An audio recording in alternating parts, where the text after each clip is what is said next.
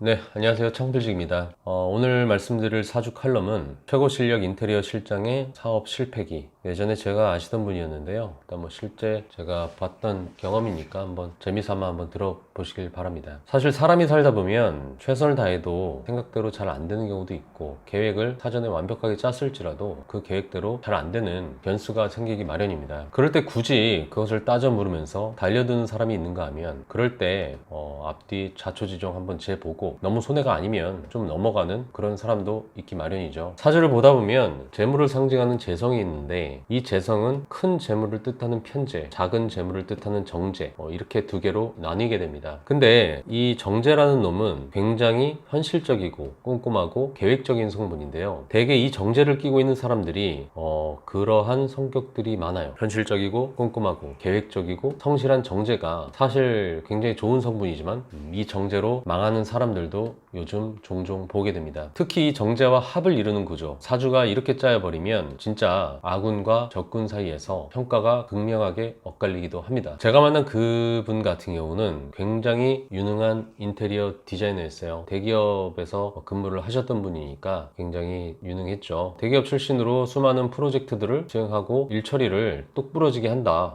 그렇게 평가를 받을 정도로 굉장히 좀 유명했습니다. 정평이 나 있었죠. 조금의 실수도 스스로 용납하는 스타일이 아니었어요. 그렇기 때문에 허구한 날 밤을 새우면서 완벽을 기했고, 자신의 작품에 자부심을 느끼면서 살게 됐죠. 회사 입장에서도 당연히 정말 꼼꼼하고 계획적으로 세밀하게 능력을 발휘하는 그 사람에게 믿고서 큰 일을 맡기지만, 정작 그 사람에게 죽일 놈이라고 욕하는 사람은 따로 있었습니다. 바로 그 완벽한 작품으로 시공을 해야 되는 그 시공업체. 그 시공업체한테는 그 사람 같은 경우는 거의 악마와도 같은 존재였어요. 조금만 실수를 해도 현미경처럼 그 조금만 실수를 찾아내고, 질책하는 것을 넘어서 새벽에도 불시에 찾아와서 이미 시공을 마친 공간을 계획대로 안 됐다, 이렇게 하면 안 된다, 화를 버럭내면서 때려 부수고 다시 하라고 하는 거죠. 그 외부 시공업체 입장에서는 벌써 인건비도 지불했고 비싼 자재 들여서 끝냈는데 그걸 다 때려 부수고 다시 하라고 하니 대단한 문제도 아니고, 예를 들어서 날씨가 추워서 조금 하자가 난 수준? 그건 좀 보수하면 될 건데, 그거를 어떻게 다 때려 부셔서 다시 하라고 하니까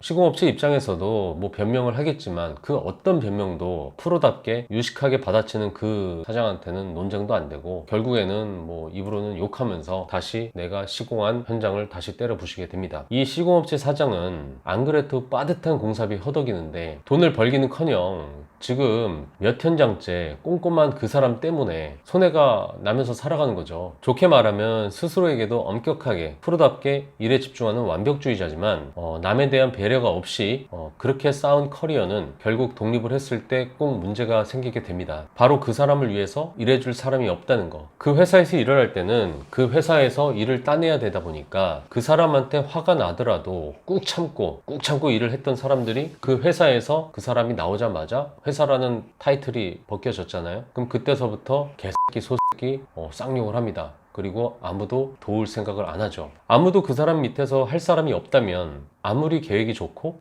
그런 것도 안 되는 거죠. 결국 재능을 꽃피우지 못하고 유능한 직원으로는 성공했을지 몰라도 사업적으로는 성공을 하기가 힘이 들게 되는 겁니다. 어느 대기업에서 협력업체를 관리하던 그 부장은 확실한 일처리로 회사 내에서 윗사람에게 신임이 굉장했지만, 자기 밑에 직원들이 봐도 좀 너무할 정도로 협력업체를 잡아 족치는 걸로 유명했죠. 그 협력업체들은 먹고 살아야 되니까 꼼짝없이 벌벌 기면서 그 부장한테 설설 기었지만, 결국 그 부장은 퇴직하는 순간 거의 국민 욕받이 그리고 외톨이가 되었죠. 사실 그 부장도 한 번도 부지런하지 않은 적이 없었고 꼼꼼했고 성실했지만 결국 말년이 좋지 않았어요. 사람들에게 인심 잃을 짓을 의도적으로 한 건 아니었고 그저 자신의 직분에 충실했던 거라고 스스로 생각할지는 모르겠습니다. 그렇지만 중요한 건, 사람 사는 세상에 그렇게 빡빡하게 굴면 어느 누구는 밥그릇이 깨지게 되고, 그렇게 되면은 어쨌든 그 사람은 나쁜 업을 쌓게 되는 거예요. 정제를 가지고 계신가요? 정제와 혹시 합을 이루고 계신가요? 세상 일은